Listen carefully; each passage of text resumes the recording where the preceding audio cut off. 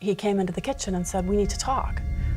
He went on to say that he had been having an affair with a woman who had previously been a nanny. He said, "If you try to leave or if you try to take the kids, I'll kill you."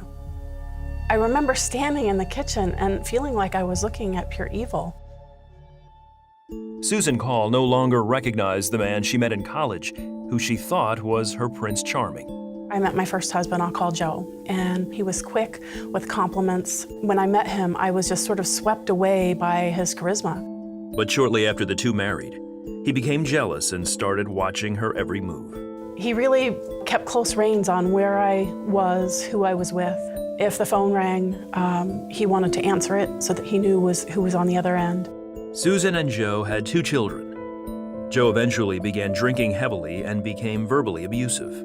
He would regularly tell me that I was useless, that I was an awful mother, to regularly break me down or to make me doubt myself or to feel as though no one else would care about me. Susan and Joe fought constantly. We had one argument one day where he punched his fist right through the wall past my head. As long as there was substance abuse in our house, as long as there were temperamental outbursts, I knew that my children and I weren't safe. Joe revealed his affair with the nanny and threatened Susan's life.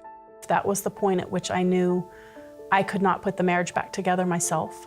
Divorce was something that I didn't go into marriage wanting.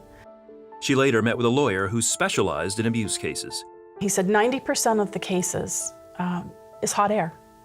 It's not, you're really not in any danger. And he just said, "I'm so sorry, you're in the 10%. Susan often used her drive to work to ponder her situation. One day, one of her favorite stations changed formats. It had been purchased by Christian Broadcasting.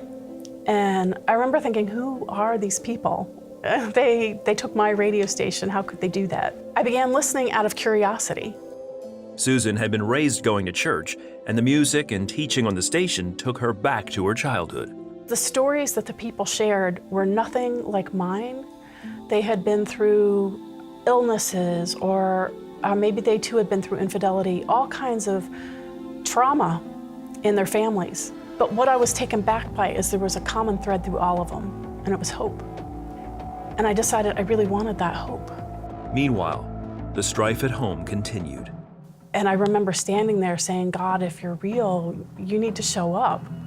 And it wasn't long after praying that I was on the way home from a doctor's appointment with my son, and we were in a head-on car accident. Remarkably, I was uninjured. My son had not a single scratch. And he says, "Mommy, I saw an angel." And then it was inside of the window of the van, and it told me everything was going to be okay. And that propelled me to go to church the next Sunday. Susan went by herself that week and was moved by the message and music. They began singing Amazing Grace, and as they sang the words, I wept.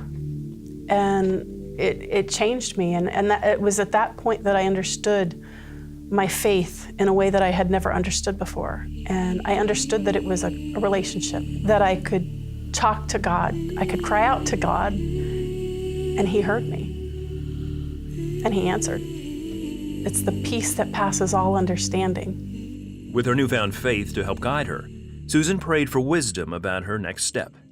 It took me 6 months of planning. 6 months of tucking money away, tucking some clothes away, an emergency bag in case we needed to run quickly. She also met with a team of volunteers who helped domestic abuse victims. One morning when Joe went out of town, they arrived and loaded her and her children in a moving van, and she drove to a location 14 hours away. The morning we fled, I kept thinking, we're going to get caught. This isn't going to work. I'm not going to be safe. And as much as fear tried to fill me, I kept trying to just taking one step after the next. That morning, a neighbor saw her packing the van to leave. The entire time she watched, she was calling Joe on her phone. And she wanted to tell him that we were leaving because she assumed that he was the victim. Interestingly enough, her phone calls didn't go through. And I have no doubt that was one of the many ways God provided for us. As she watched her children that morning, Susan says God spoke to her. And as I'm watching their anticipation and their hunger for what lies ahead, I felt like God say to me, what are you looking at?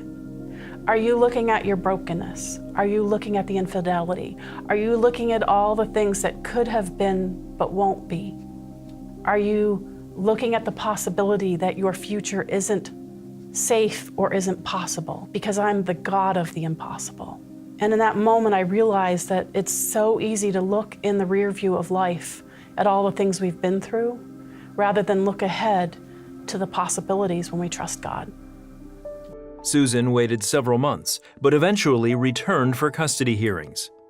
Her husband was allowed supervised visits, and Susan later found it in her heart to forgive him.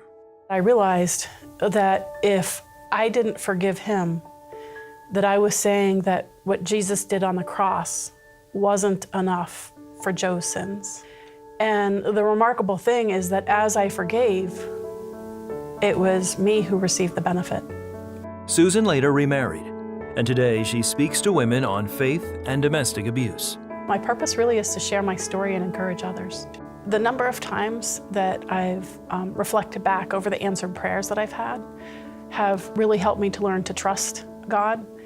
I realize that I can't limit Him by what I think is possible. And I've learned to not be afraid to pray the really big prayers, the prayers that I have no idea how they could happen.